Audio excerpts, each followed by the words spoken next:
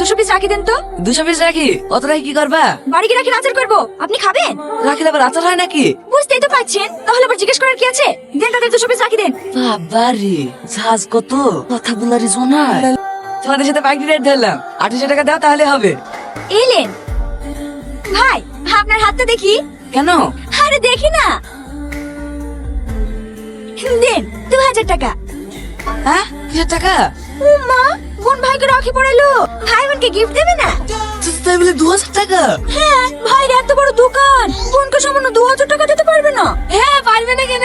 রাখি পড়েছে, গিফট দেবো না বললে হবে? দে দে, টাকাটা দি দে। মেয়েদের সামনে মতন তো করিস নি, টাকাটা দিয়ে দে। হ্যাঁ, এলো বোন। দে রে, আর একটা রাখি দে। এই ভাইকে একটা পরি দি। না না, আমি বলবো না। তোর হাতে পড়বে না রে, আমাকে দে।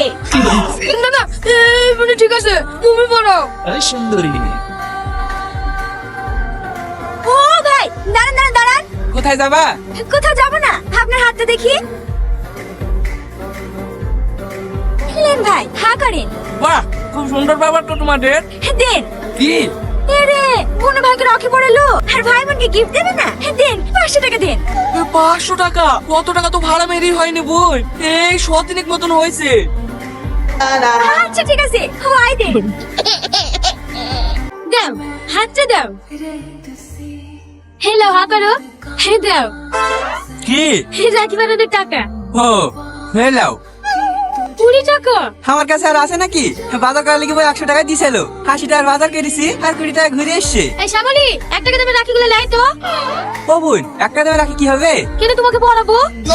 আর এটা? খুলে নেবো, কিছু তো 20 টাকা। 10 টাকা দামে যদি রাখি পড়াই, তাহলে আবার আমার লাভ কি থাকবে? ও, হ্যাঁ, দাও হাতটা দাও।